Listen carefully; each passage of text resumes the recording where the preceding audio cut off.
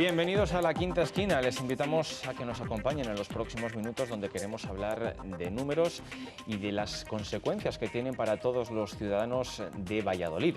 En la jornada de hoy me acompañan nuestros compañeros del diario de Castilla y León El Mundo, en este caso José Luis Fernández del Corral, su redactor jefe. Bienvenido a La Quinta Esquina. Muchas gracias. Y también Beatriz Sanz, compañera de Es Radio Castilla y León. Evidentemente, de igual manera, bienvenida a La Quinta Esquina. Muchas gracias. Les decía yo en este inicio de programa que íbamos a hablar de números y de cómo nos afectan a los vallisoletanos. Y es que el invitado hoy es Antonio Gato, concejal de Hacienda del Ayuntamiento de Valladolid desde hace 7 meses. Señor Gato, igualmente bienvenido a La Quinta Esquina. Muchas gracias. Para empezar, ¿cuál es la salud económica del ayuntamiento que usted ahora mismo lleva dentro de la parcela de Hacienda? Bueno, pues la salud económica es aparentemente buena, pero con matices. Es decir, es buena, por ejemplo, en materias como el endeudamiento.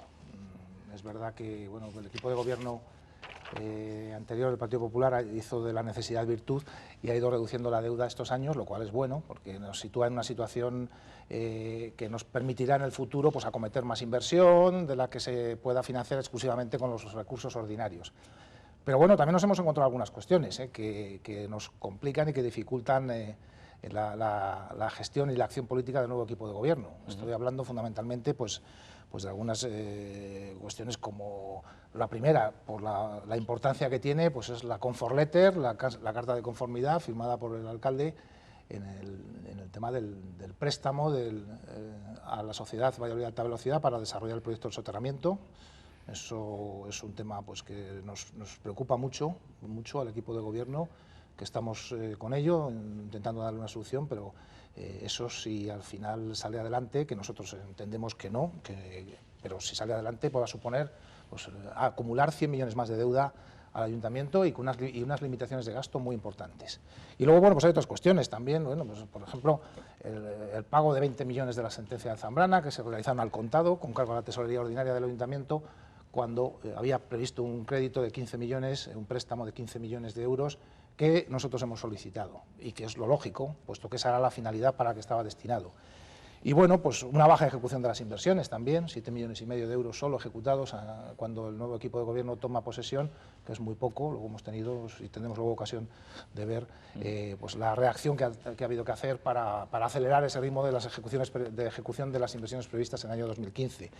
Y bueno, pues un plan de empleo, que no era un plan, ahora sí que hay un plan de empleo. Realmente pues era unas actuaciones de empleo que estaban sin iniciar y por tanto pues hemos tenido que acelerar también en 4 meses. Pero bueno, ese es un poco el conjunto, es decir, que no es tampoco una situación económica óptima, envidiable, pero bueno, especialmente en materia de indicadores de estabilidad presupuestaria y de sostenibilidad financiera, de reglas de gasto y de endeudamiento, pues los ratios eran buenos. Pero con estas salvedades que condicionan mucho no solo en el presente, sino en el futuro, toda la posición económico-financiera del ayuntamiento. De la famosa comfort letter, ¿se sabe si los bancos, por lo último que sabemos es que no se tenía muy claro si los bancos iban a hacer uso de ellas y se iban a agarrar a esa carta? No sé si hay alguna novedad, si se sabe si se va a respetar, si se va a poner como condición. En la última reunión a la que asistimos el alcalde y Manuel Sarabia, el teniente alcalde y yo, con los bancos y con los socios, con ADIF, con el Grupo Fomento y con la Junta de Castilla y León, ya se puso claramente de manifiesto la posición del ayuntamiento y también la posición de los acreedores del pool bancario, y son totalmente distintas. Nosotros, desde luego, entendemos y se está avanzando jurídicamente para evaluar esta situación de que esa carta de conformidad, esa comfort letter, no obliga al ayuntamiento, puesto que está tomada, en este caso por el antiguo alcalde, en ejercicio de unas facultades que no le corresponden a él, que le corresponden al pleno del ayuntamiento. Por tanto, esa es la posición que mantenemos. Y por tanto, entendemos que no es una garantía, puesto que no es válida. Los bancos opinan que, bueno, que ellos consideran que sí que lo es y que está firmada por el alcalde y que ellos bueno, entienden que es válida. En cualquier caso, estamos ahí, hemos negociado un aplazamiento durante 3 meses del vencimiento del préstamo, de esos 125 millones que había que hacer frente ya el 1 de enero de este año, y vamos a ver mientras tanto cómo vamos avanzando en este tema, pero la verdad es que tiene una trascendencia enorme para el ayuntamiento si eso se sale adelante como pretenden los bancos, pues computar 100 millones más de endeudamiento y tener limitada la actuación, porque se nos pasaríamos del límite de techo de gasto en casi 90 millones de euros, totalmente limitada la capacidad económica del ayuntamiento. ¿Y se exploraría una posible vía judicial? Lo digo porque si el Habrá que ir a alcalde... los tribunales con los bancos para ver quién tiene la razón. Esto está en manos de la asesoría jurídica del ayuntamiento y serán ellos los que nos digan bueno, pues el camino a seguir. Esto es un tema ya que es muy jurídico, se sale ya del ámbito económico y por tanto la asesoría jurídica pues ejercerá y asesorará a la corporación en este tema. Nosotros estaremos a lo que nos diga la asesoría jurídica. Señor Gato, usted es concejal de Hacienda de un gobierno municipal de izquierdas y Valladolid toma la palabra, uno de sus socios les va a plantear y les va a presionar para que haya una progresividad fiscal o una mayor progresividad fiscal. ¿Hasta dónde está usted dispuesto a hacer esto y a diferenciarse en este aspecto fiscal de sus antecesores? Pues estamos dispuestos, ya no yo, sino el equipo de gobierno, hasta donde nos permita la ley, que ese es el límite. Entonces, lo que he puesto de manifiesto en las reuniones del equipo de gobierno es que tenemos que hacer un estudio en profundidad de qué progresividad fiscal cabe en el marco legal. ¿Y cabe poca? Cabe poca. Ese es el problema. Entonces, ¿cómo van a demostrar ustedes que son de izquierdas y no de derechas en Hacienda? Agotaremos las posibilidades, en ese sentido, de que es un gobierno de izquierdas, agotaremos las posibilidades que nos permita la ley, las agotaremos. Lo que no podemos hacer es, en algunos casos, por ejemplo, como las viviendas, que no lo permite la ley, en el impuesto de bienes inmuebles, no permite diferenciar y aprobar tipos de gravamen superiores al resto de los bienes inmuebles. Pero en otra tipología de bienes inmuebles, pues la ley tiene más margen y puede permitirlo. En cualquier caso, vamos a agotar esas posibilidades, a estudiarlas, a pedir el asesoramiento del Consejo Económico Financiero de la ciudad, que al final está para eso también, para asesorar en materia económico-financiera al ayuntamiento, pero económico-administrativo. Y él nos dirá también la pauta de qué se puede... El margen de progresividad está pensado, la progresividad en la Constitución y en la normativa legal está pensada más para impuestos que no tengan base real, como son los impuestos, por ejemplo, el IBI, que es donde se está pensando aplicar la progresividad. El IBI es un impuesto que se adapta muy mal a la progresividad.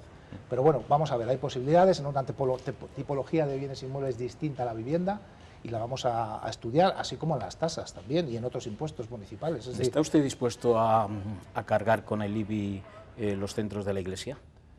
Bueno, ese es un tema que depende de una norma estatal. Una norma estatal que a su vez está referenciada al concordato con los acuerdos con la Iglesia Católica. Y dentro del margen que nos deja, pues no tenemos muchas posibilidades de los ayuntamientos. O se modifica el acuerdo con la Iglesia Católica, o la verdad es que el margen de actuación es muy limitado. ¿Y le gustaría que se modificara? Sí, bueno, en aquellas cuestiones en las que hay que diferenciar dos tipos de cosas. Hay activos que son propiedad de la Iglesia Católica y de otras fundaciones, no solo de contenido religioso, porque esta casuística se da no solo para la Iglesia, sino también en general para las fundaciones, que tienen un tratamiento fiscal privilegiado. Entonces, no es lo mismo unas viviendas que están arrendadas, por ejemplo, que son propiedad de la Iglesia Católica, que una edificación dedicada al culto. Yo creo que tenemos que hacer esa diferenciación, y eso, además, porque en un caso hay un rendimiento económico claro y en el otro no. Y por tanto, pues eso sería una posibilidad de discernir qué bienes están dedicados, si tienen un rendimiento económico, que producen un rendimiento económico para la Iglesia o para cualquier fundación de otro tipo, y cuáles no, cuáles, digamos, están dedicados al fin para el que persigue la fundación. Nosotros sí que queremos hacer esa distinción, pero en cualquier caso, estamos aquí mucho más limitados todavía que en la progresividad. Se va a intentar poner en marcha la Comisión de Progresividad, que es lo que pretende Valladolid tomar la palabra. Sí, eso es un acuerdo dentro de los 103 puntos de acuerdo de gobierno con nuestros socios, con Valladolid toma la palabra, y por tanto, como todos los acuerdos del equipo del pacto de gobierno, se van a abordar. Muchos ya se han hecho, muchos. En muy poco tiempo se han abordado muchas cuestiones. Y el resto pues se van a abordar en la medida que el calendario nos lo permita y que también que nos lo permita el marco legal. Pero desde luego se va a abordar esa comisión de progresividad Y bueno, insisto que con el asesoramiento de la intervención municipal, de la Secretaría Municipal y del Consejo Económico Administrativo de la ciudad para que nos diga hasta dónde podemos llegar. Al hilo de estas cuestiones de tasas, impuestos municipales, hace escasas semanas se han aprobado los presupuestos para este año 2016. Una de las enmiendas que no han aceptado de la oposición era que bajaran el IBI. El IBI se queda tal cual, pese a que ha habido una reestructuración, una recalificación. ¿Por qué usted les puede decir a los vecinos de Valladolid que no bajan el IBI? Bueno, lo primero que les decimos a los vecinos de Valladolid es que van a pagar lo mismo por el IBI de naturaleza urbana, lo mismo que pagaban en el 2015. Y que en el conjunto de su tributación, la presión fiscal del ciudadano va a bajar, puesto que no van a pagar la tasa de basuras. Una media de 60-65 euros por vecino. Se mantienen el resto de impuestos y tasas municipales sin subida, se mantienen las bonificaciones fiscales y, por tanto, el conjunto de la presión fiscal para los ciudadanos de Valladolid baja. El IBI en concreto, el IBI, la legislación este año, bueno, no sé por las razones que sean, pero aparentemente porque la crisis ha pasado, porque los ayuntamientos están más saneados, cosa que está por ver, pero bueno, en cualquier caso, el Gobierno central toma la decisión de eliminar ese requisito imperativo de que, con independencia del tipo aprobado por cada ayuntamiento, se incrementase un 10%. Y permite dejar otra vez libre la cuestión del tipo de gravamen. Si el ayuntamiento no hiciese nada, pues automáticamente el tipo de gravamen bajaría un 10%, vamos, ese incremento del 10 recuperaría su nivel del año 2012. Y la recaudación para el Ayuntamiento de Valladolid bajaría aproximadamente 6,5 millones más, que se sumarían a los 10 millones de pérdida de recaudación por la supresión de la tasa de basuras. Desde luego, para hacer política, y para hacer política social, y política de empleo, y política para las personas, no se puede hacer sin dinero. Creo que hacemos un esfuerzo ya muy importante con los 10 millones de la tasa de basuras. El equipo de gobierno decidió, y así se lo propuso al Pleno de la corporación que lo aprobó, actualizar los valores catastrales en la misma cuantía que bajaba el tipo de gravamen, de forma que una cosa compense la otra. Subida de un 10% de los valores catastrales, que están muy bajos en Valladolid. Esto es una recomendación que nos hace el catastro. Los valores catastrales en Valladolid están muy bajos. Hace 20 años que no se modifican. Es de las grandes ciudades, la única prácticamente que no ha modificado sus valores catastrales. Están muy lejos de ese 50% de valor de mercado que nos pide el catastro como valor óptimo y que es a lo que se debe tender. Nosotros lo que hacemos es subirle un poquito, subirle ese 10% con carácter general para todos igual, y de forma que al final el resultado, que es lo importante para los ciudadanos de Valladolid, así lo entendemos desde el equipo de gobierno, es que la subida es cero en el impuesto de bienes inmuebles. Y por tanto conseguimos en ese equilibrio entre tipo de gravamen y base imponible y valor catastral a compensar uno con el otro. Hay dos asuntos del presupuesto en el que ustedes de alguna manera tienen un discurso diferente a la práctica que luego ejecutan. Uno es el tema de los sueldos vamos a llamarlos los altos cargos o los concejales, y otro es el tema de inversiones. En inversiones estamos hablando de un presupuesto que ha bajado, cuando ustedes luego en las Cortes critican a la Junta porque baja las inversiones. ¿Dónde está la coherencia en esto y dónde está la coherencia en no haber bajado los sueldos de los concejales como un poco estaba planteado? Bueno, empiezo por el final, por el tema de las inversiones. Las inversiones que figuran, que han sido aprobadas en el presupuesto para el año 2016 son las mismas que las inicialmente planteadas por el anterior equipo de gobierno para el 2015, si exceptuamos los 20 millones para el pago de la sentencia de Zambrana. Es verdad que las inversiones en el año 2015 eran 57 millones. Quitemos de ahí 20 millones que no son inversión, aunque técnicamente se consideren así, se computen así, porque se considera mayor compra de terrenos, pero es el pago de una sentencia, eso no es recurrente, no va a pasar otros años. Si exceptuamos esos 20 millones, estamos hablando de la misma cifra de inversión, 37,5 millones frente a 37,5 millones. Por lo tanto, el equipo de gobierno lo que ha hecho es mantener el nivel inversor, absolutamente, mantenerle. Y ejecutar, por cierto, en el año 2015, casi 3 veces, desde junio hasta final de año, la ejecución que había realizado el Partido Popular desde comienzos de año hasta el 13 de junio. El esfuerzo inversor es enorme en ejecución, corriendo mucho, ejecutando toda esa inversión del año 15 y manteniendo el mismo nivel inversor para el año 16. Y en el tema de los sueldos, Yo, permítame que discrepe, José Luis, no veo ninguna incongruencia, es decir, en el programa político del Partido Socialista. Otra cosa es en el de nuestros socios. Pero bueno, cada uno ha defendido su posición y su posición política. Nosotros, yo lo he revisado el programa, nunca dijimos que proponíamos una bajada de los sueldos. Perdón, el alcalde lo ha dicho, ¿eh? El alcalde en declaraciones, en el programa es verdad que no viene, en esos 300 y pico promesas que han hecho ustedes en su programa no viene, pero el alcalde sí lo planteó abiertamente. Bueno, ¿puede usted leerse El Mundo, por lo menos? Bueno, sí, lo leo todos los días. En el acuerdo de gobierno, desde luego, no figura, y no figura porque nosotros no estábamos en esta tesitura. Bueno, nuestros socios sí, y nuestros apoyos para la investidura del alcalde, el Grupo Sí se puede Valladolid, también. Nosotros no, el Grupo Socialista no, y por tanto lo que hemos hecho es, pues en ese sentido, coherencia. Bueno, las declaraciones del alcalde yo lo he visto y tampoco he visto claramente, cuando se hacían alusiones a la reducción del sueldo, se estaba hablando de, bueno, pues de sueldos y de otras cantidades que se sumaban al sueldo que cobraba el anterior alcalde en alguna época, no recientemente, en alguna época, bueno, por su participación en algún consejo de administración, y bueno, cuestiones de estas, ¿no? Pero yo no he visto realmente esas declaraciones.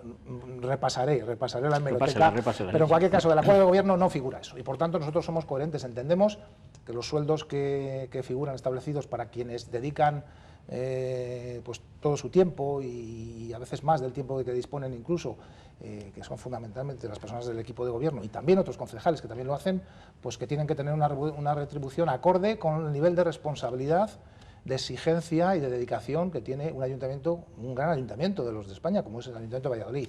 Y por supuesto estamos de acuerdo y estamos en desacuerdo absoluto, y yo personalmente, en que se le haya bajado el sueldo al alcalde. Me parece que el alcalde de Valladolid, de una ciudad que tiene 300 millones de presupuesto y 3.000 trabajadores, y que tiene la importancia que tiene, si comparamos con cualquier institución o cualquier empresa privada, por ejemplo, no resistiría a la más mínima comparación.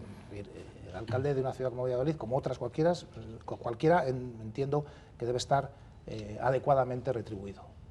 En el último pleno se aprobó una moción de Ciudadanos para que los próximos presupuestos fueran los denominados presupuestos participativos. Yo no sé si usted, como concejal de Hacienda, es consciente de lo que se le viene encima, teniendo en cuenta además que se puso un 20% de lo que serán las inversiones. Tendrá que ser decidido por asociaciones y por los movimientos ciudadanos. Yo no sé si ya de por sí es complicado diseñar un presupuesto y pelearse con los concejales, no va a ser también demasiado complicado diseñar esas cuentas.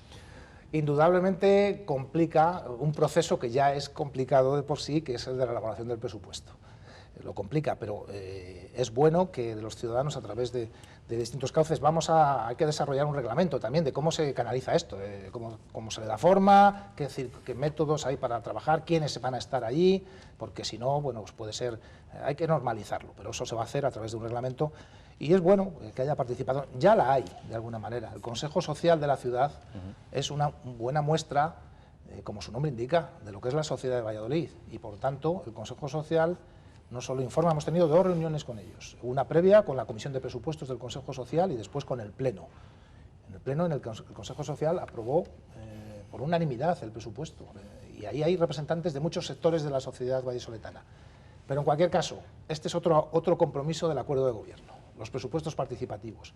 Yo, que profesionalmente he trabajado en presupuestos muchos años, bueno, pues es una figura que se viene hablando de ella hace 30 años. Empezó Río de Janeiro o Sao Paulo, una de las dos, y hace ya 35 años con los presupuestos participativos, y que en algunos ayuntamientos ha tenido más éxito que en otros, también es verdad, en unos más éxito que en otros. Pero en cualquier caso yo creo que es bueno que haya esa participación de los vecinos, de la sociedad de Valladolid, y que esté regulada de alguna manera. Vamos a ver cómo lo jugamos, ¿sí? Es el 20% del volumen de inversión lo que se ha aprobado, y bueno, pues es una parte del presupuesto. Yo lo único que comenté a los concejales es hacerles, bueno, pues la advertencia, que además era mi obligación, de que una parte del presupuesto, digamos, sobre todo ya se sustrae a la decisión del equipo de gobierno, y que por lo tanto hay que asumir luego las decisiones que se tomen en materia de presupuestos participativos, que suele ser casi siempre el problema. Luego lo vamos a llevar adelante, y con gusto, porque además es un compromiso del programa de gobierno. Tendrán que empezar antes a trabajar en los presupuestos, porque este año ya han ido un poco pegados de tiempo. Bueno, ha sido una protesta de toda la oposición. Sí, pero el resultado final del proceso, que es la aprobación por el Pleno, se produce el 28 de diciembre. En los 4 últimos años se ha producido siempre en la última quincena de diciembre, pues 3 días antes, 2 días antes de cuando lo hemos aprobado por primera vez este equipo de gobierno. Es decir, en cuanto al resultado final. Es verdad que bueno, pues ha habido alguna queja, además justificada, de que ha habido poco tiempo desde la aprobación en Junta de Gobierno hasta que ha pasado solo 9 días. Bueno, otras veces ha habido 10, 15, 20 días. Bueno, vamos a intentar, y se ha asumido un compromiso de Pleno, de que haya 15 días desde que la Junta de Gobierno aprueba hasta que se celebre el Pleno, para que haya un poco más de tiempo para verlo. Perdone, pero me llama la atención por qué a estas alturas no está publicado en la página web, que el último publicado es el de 2015. Bueno, está publicado en el boletín oficial, que es lo En que la establece... página web, ustedes que Sí. presumen también de transparencia, lo cual es bueno. Pues yo desconocía esta situación y desde luego pues tomo buena nota para que se solucione. En cualquier caso, estamos hablando de aprobación inicial. Luego con la aprobación definitiva es cuando ya se cuelga el presupuesto con toda la documentación que... Pero vamos, también es bueno que esté, claro. Hablando de infraestructuras que dependen un poco también de su área, por ejemplo, de usted dependerá, entre otras personas, si la feria de muestras, la institución ferial, se reconvierte en palacio de congresos o no.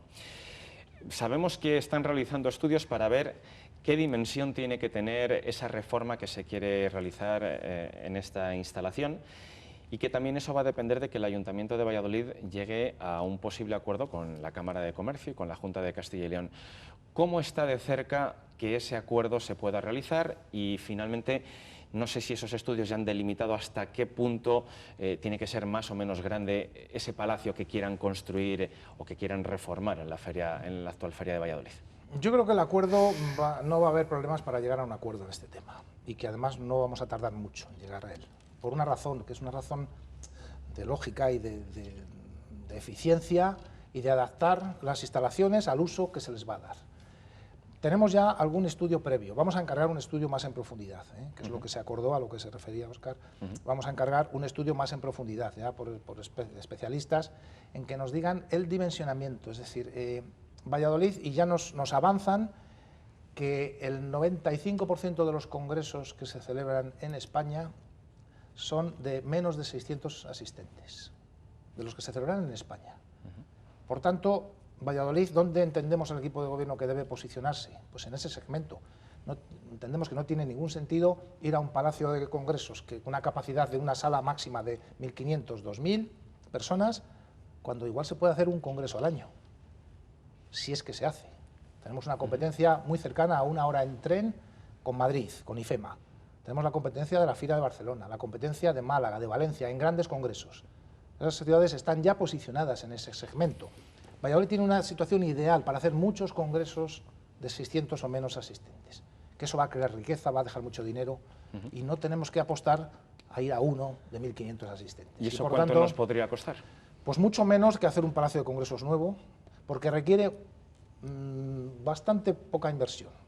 Nunca es poca la inversión, nunca es poca, pero bueno, vamos a ver, que eso nos lo van a decir los expertos también. Pero lo que pensamos es que necesitamos habilitar un par de salas de una capacidad de 150 personas, 175, de forma que cuando en un congreso hay 600, 500 personas, puedan distribuirse luego simultáneamente, todos a la vez, en distintos espacios. Eso es lo que ocurre en las grandes instituciones feriales. Van a desarrollar luego por temática distintos sectores. Eso no lo tiene la institución ferial y hay que hacerlo, pero hay espacio para hacerlo. ¿De qué inversión hablaríamos aproximadamente? No tenemos ninguna cifra porque hasta... ¿Menos de 50 millones? Sí, bueno, en cualquier caso, menos de 20. En cualquier caso, no estamos hablando de... estamos hablando de aprovechar las instalaciones, que son unas buenas instalaciones, necesitarán seguramente un lavado de cara, necesitarán, bueno, pues reforzar un poco el tema del hall, porque siempre se hacen los expositores, en cualquier congreso hay, y a lo mejor reforzar un poco todo el tema de restauración. Y sobre todo habilitar 2 o 3 espacios, no muy grandes, 100, 150 personas, y con eso tenemos un espacio, un expositivo para Valladolid muy importante para atraer, insisto, potencialmente al 95% de las ferias que se celebran en España. ¿Y se pediría ayuda económica a la Junta o al Gobierno como se quería como se pretendía cuando se iba a hacer un gran palacio de congresos al estilo de lo que se puso en marcha en León, por ejemplo?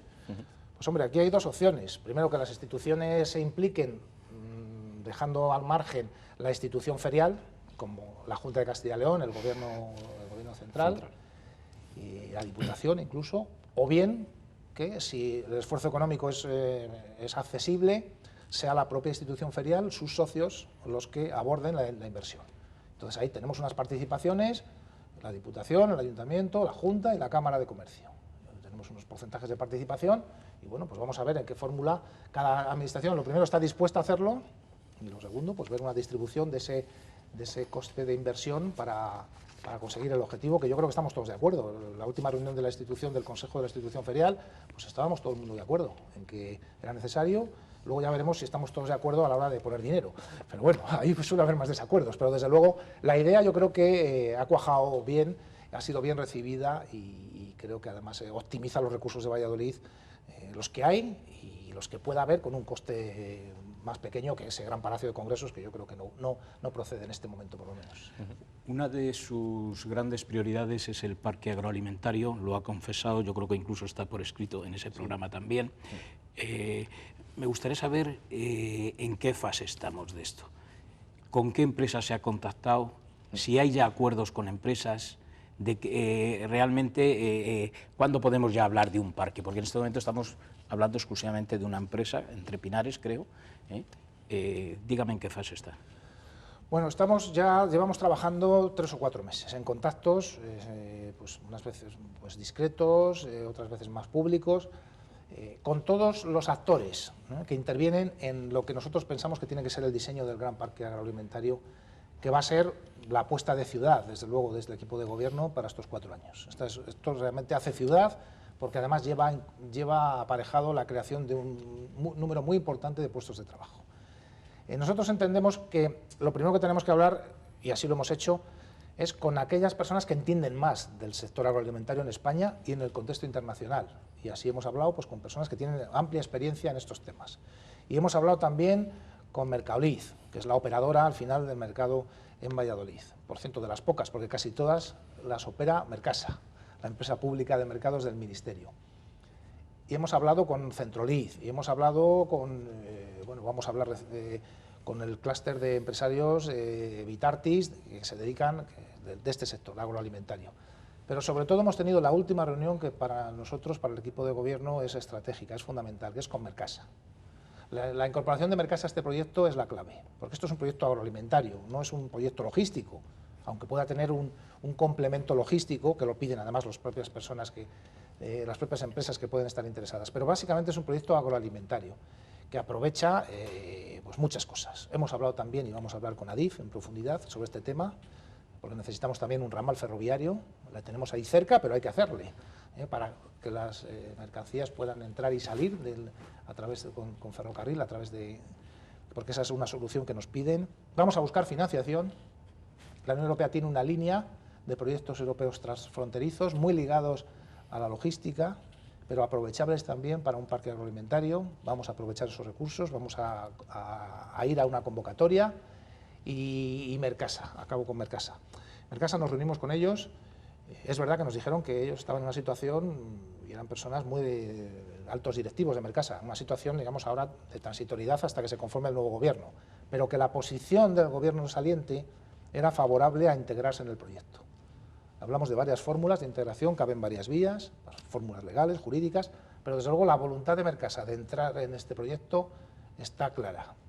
Y si está clara, esto nos abre muchas puertas porque, digamos, la locomotora que va a tirar de este proyecto es Mercasa. Mercasa con Mercadolid también, por supuesto, sociedad municipal en la que el Ayuntamiento tiene la mayoría del capital. Y por tanto estamos ahora un poco a la espera también de la configuración del nuevo gobierno y bueno, que se confirme esa voluntad de Mercasa de entrar en el proyecto. Nos decían que era la única ciudad de más de 200.000 habitantes o 250.000 habitantes donde, parece que había 2 en toda España, donde el operador del mercado central no era Mercasa.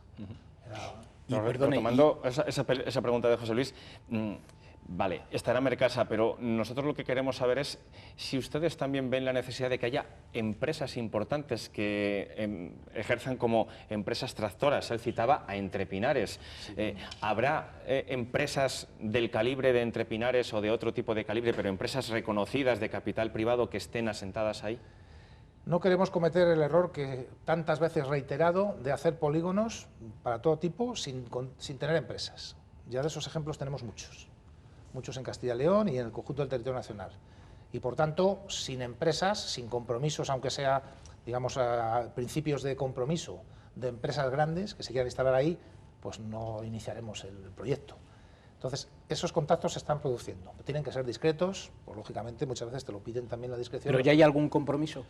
No, compromisos no. Vale. Hay varios contactos, varios empresarios que han manifestado del sector agroalimentario, que han manifestado su interés en que en determinadas condiciones, como es el acceso ferroviario y otras, ellos estarían interesados en entrar.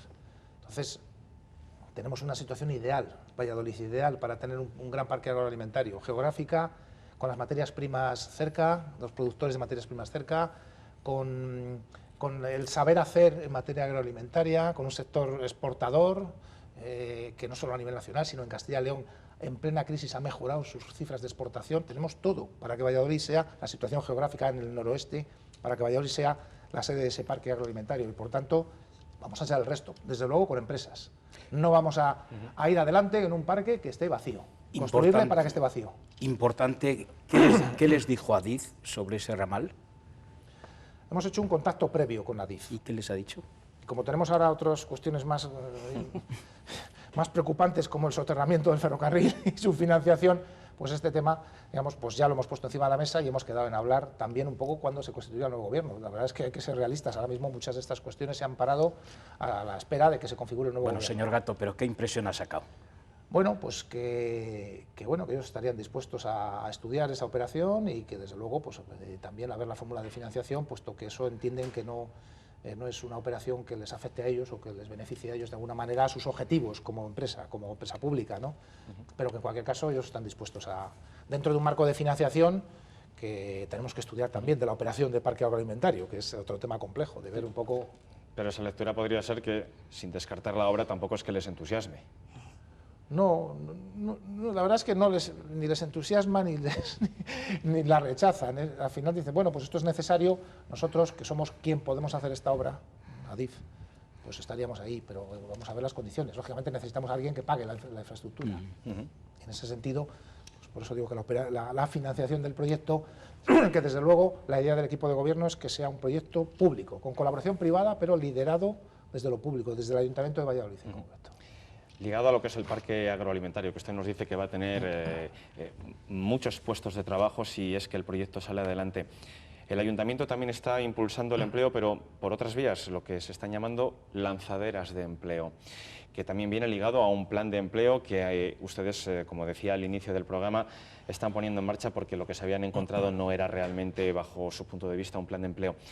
Esas lanzaderas, ¿qué rentabilidad están teniendo de cara a una persona que viva en Valladolid, no tenga trabajo y no quiera irse de Valladolid a buscar el trabajo, sino que se quiera quedar aquí para poder trabajar? ¿Hasta qué punto esas lanzaderas son una solución? Las lanzaderas son una parte de un proyecto mucho más amplio que es el plan de empleo. Hay otras líneas, incluso presupuestariamente con más dotación, pero las lanzaderas la verdad es que tienen un atractivo enorme y están teniendo muchísima demanda. Por una razón, porque están teniendo unos resultados óptimos. La media es que el 80% de las que hemos realizado en el Ayuntamiento estos 3 últimos meses, estos cuatro últimos meses, 2 de ellas de jóvenes menores de 30 años, otra de mujeres, han tenido un impacto en cuanto a consecución de objetivos, que es encontrar un trabajo, del 80% de las personas que han participado. Estamos hablando en total de 53 personas que han encontrado un trabajo. Es verdad que visto en número puede parecer poco, pero si vamos sumando el empleo que ha surgido de las lanzaderas, con las 170, 180 personas que han podido conseguir un trabajo estable, estando en condiciones precarias, gracias a una subvención municipal.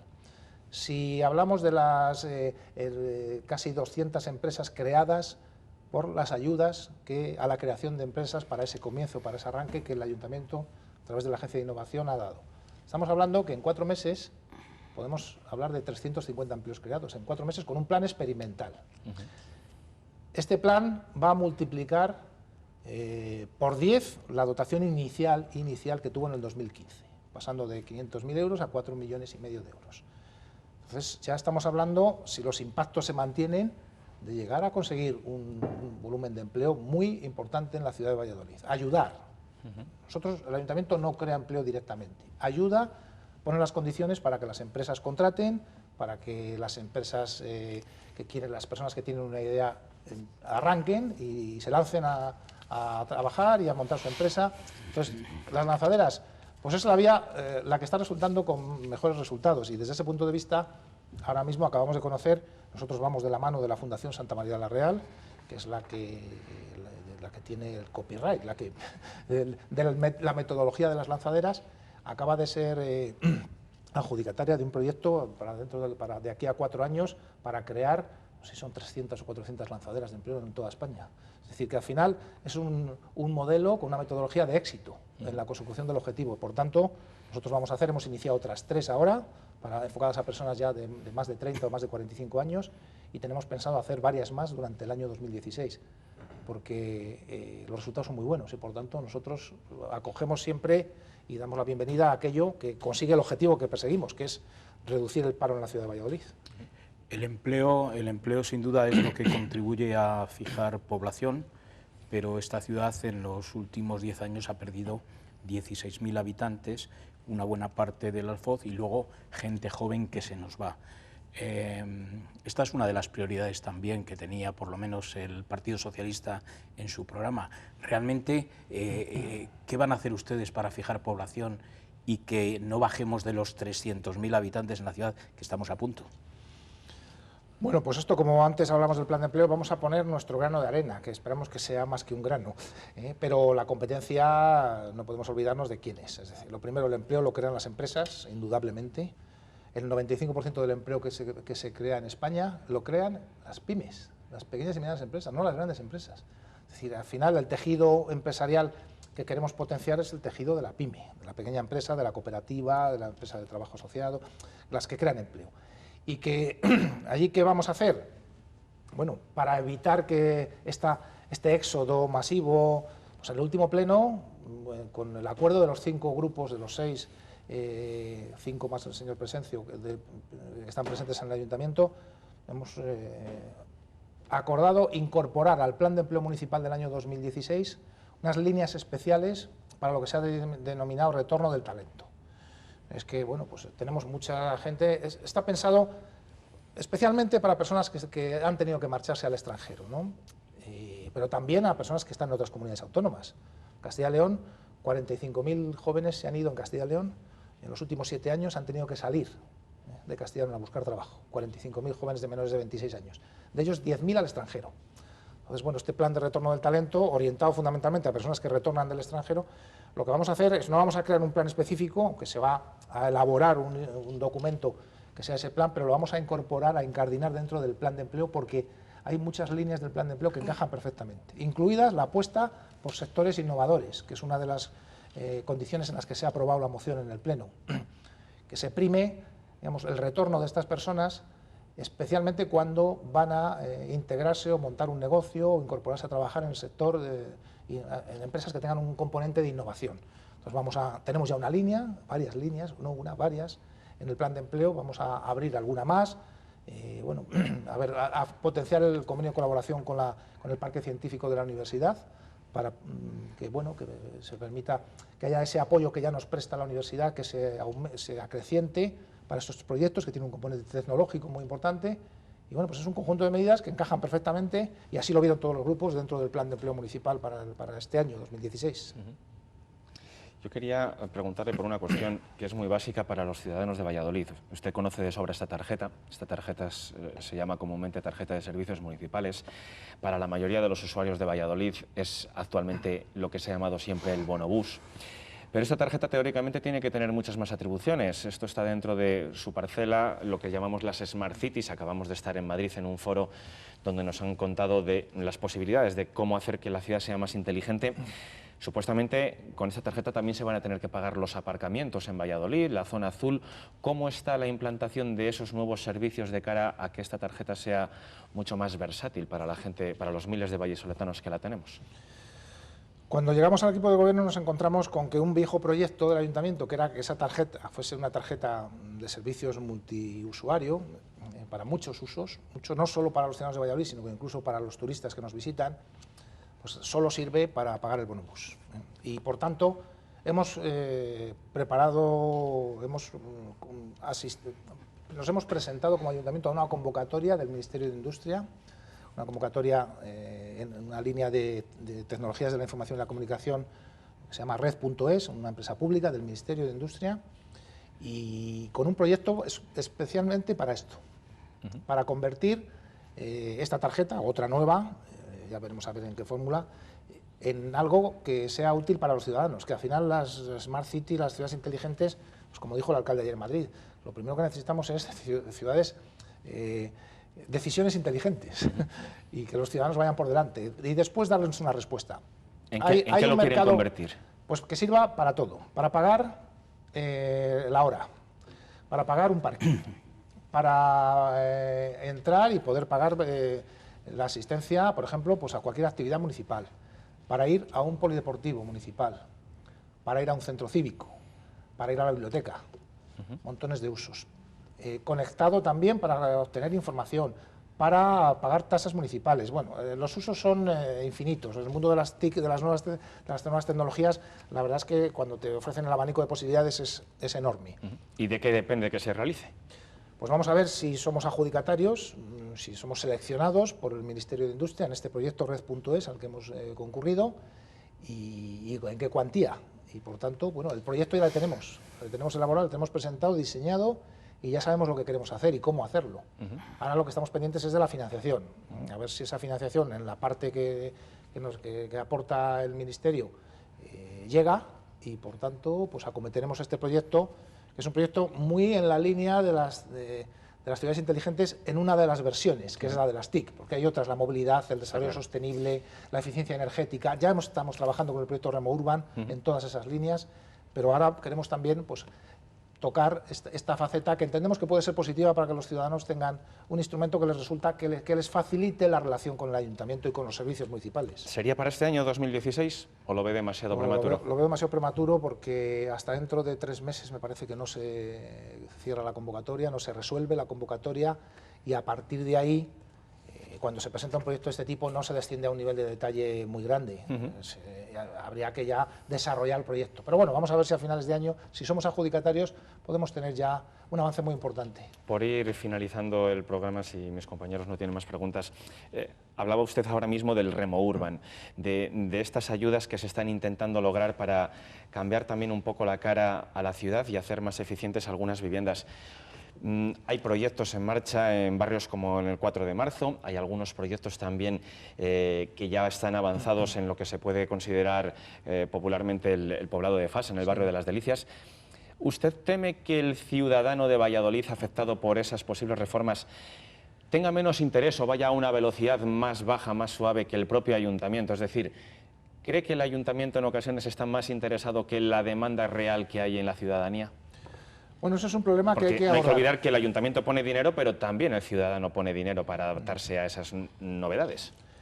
Hay que abordarlo y estamos en ello. Estamos en hacer suficientemente atractivo la actividad municipal en estos temas.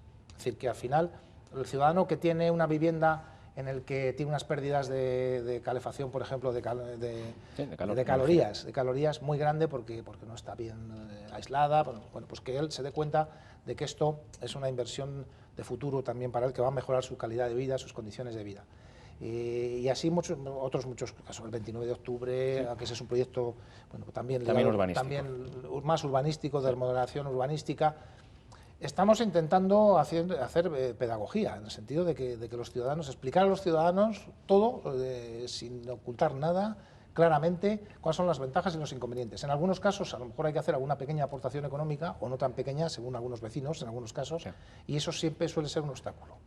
Entonces, bueno, pero también pues estamos explicando a los ciudadanos afectados, Distrito Fasa, 4 de marzo, 29 de octubre, que esta apuesta es una apuesta de futuro también. Es verdad que a veces si son personas más mayores, pues sus alicientes para embarcarse en una operación que va a estar un año en obras, por ejemplo, si es un tema de transformación urbana, de la vivienda, pues no es difícil a veces pero bueno, poco a poco yo creo que lo vamos consiguiendo y esa pequeña aportación, que en algunos casos si es el cambio del sistema de calefacción, por ejemplo, en bloques enteros, para conseguir mayor eficiencia energética, también va a suponer un ahorro en el futuro, en coste para ellos. Y bueno, pues haciendo sobre todo, pues lo que se trata es de explicar las cosas claramente, hacer pedagogía y que los ciudadanos al final tomen la decisión si se suman o no.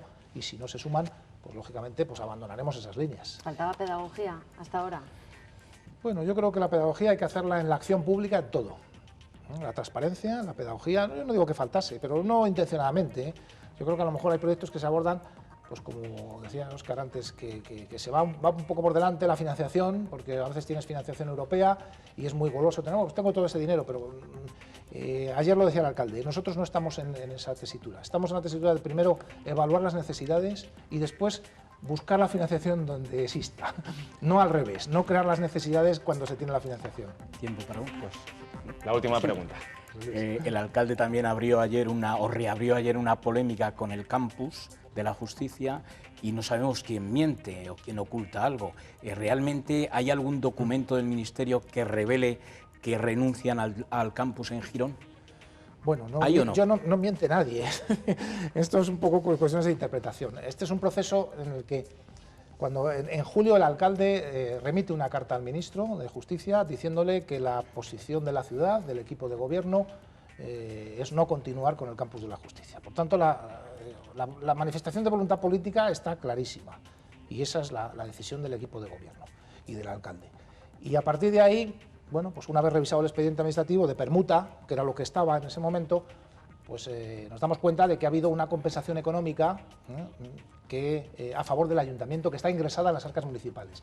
Entendimos que si el ayuntamiento no quiere continuar, como es su voluntad de no continuar adelante, pues tendríamos que devolver esa aportación económica. Y ese es el procedimiento, no es más que eso. Y al final nosotros lo que hacemos es, mediante una resolución administrativa,